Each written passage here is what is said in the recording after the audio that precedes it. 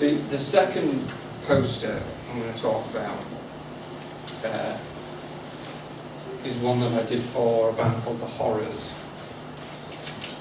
And the reason why I decided to talk about this one is because and that's kind of what it looks like when it's on the thing. And I didn't actually print these, but the print job is really, really incredible. So I was talking about the process of making posters. I was at an exhibition in Barcelona, and we managed to kind of half black our way into this sort of VIP area where you were getting free meals, and we ordered this incredible steak and a bottle of red wine, and I just was, we were there, glasses in the air, thinking this is pretty good for making, crappy band flyers and posters. We've managed to achieve something here.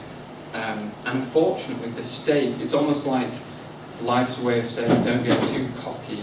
I lost a filling, I'm tucking into this delicious steak, and then I'm just, and then feel that there's a giant hole there and this big chunk.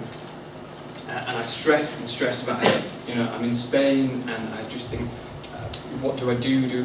Where I brought this E111 card, what does it mean? Do I find an emergency dentist? Will I be okay? And people were just saying, don't stress about it. Just make sure you look after it.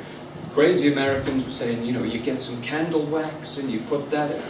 It was a bit stressful, right? But the worst thing, I couldn't really see what it was.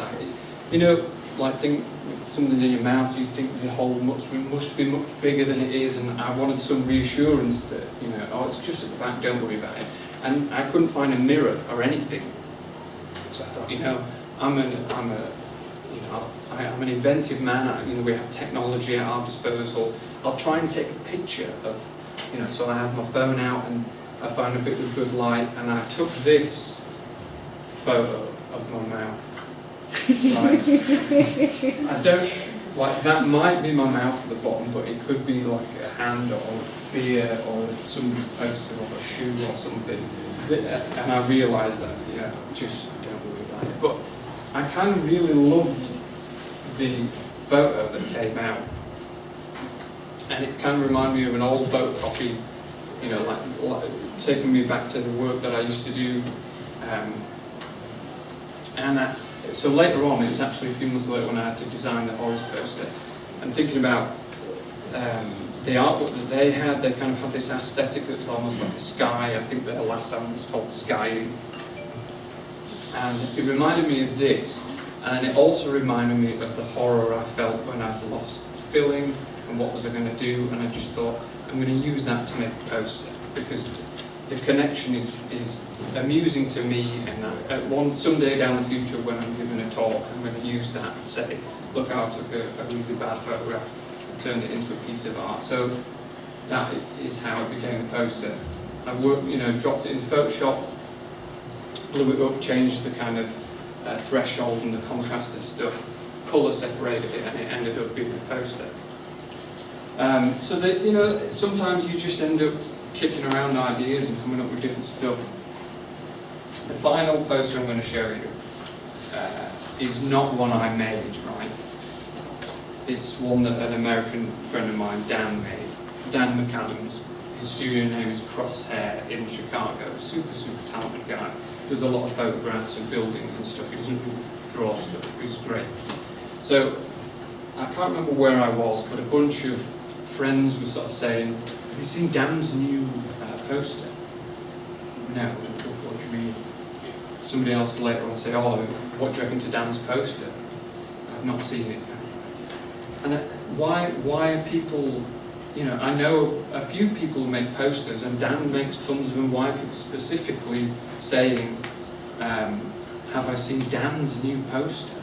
And then somebody explained it to me, that they said, his new flat stop poster that he's done, it's got you on it. It's a picture of you. It's you and the other English guys in a bar that he took of the photo and just decided that's going to be the flat stop photo. I don't know where I got 3D glasses from. It just happened. And so, you know, he turned, and it was like, he just turned up and he printed a load, and that's what he was selling amongst all this other stuff. It was just from a photo he'd taken with his iPhone. You know, he was stuck for ideas, he needed to fly from Chicago over there. So that's what he knocked up. Very flattered and privileged and also amused, and I don't think he sold any, so he gave us a fun. But anyway, in the last time we were in Austin, we decided to recreate the pose with we realised the individuals from the picture were there, and we recreated the pose as it is. The reason why I've kind of chosen that one as lastly is it ties it kind of back into the beginning when I had that first realisation that that it was kind of important what I was doing. It didn't seem like it at the time, but this is now part of my life, and I, you know, and I get to travel places, and I get to design work for really incredible bands, and I've met the most talented and inspirational people, and I still can't really see how I managed to get to that point. I feel like it's a trick somehow. But I genuinely love what I do. Here's a bunch of the UK guys and an American on the end.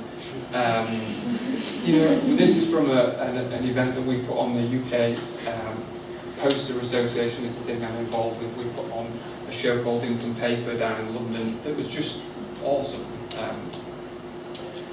Like the biggest UK show of its kind, certainly, that we did.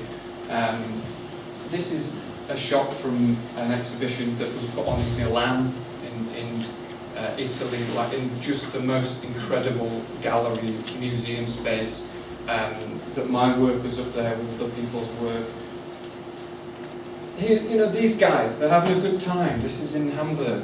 You know, sharing a few drinks, sharing posters, sharing the love, and that's kind of what it's about. You know, like.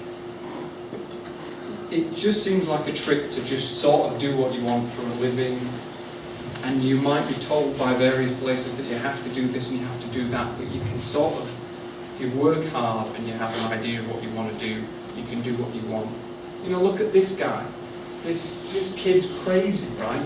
He went to, I don't know who this is, but he decided he was going to go look at posters in South by Southwest. He didn't just want to look at posters, he wanted to look at posters through the visor of this crazy thing on his head.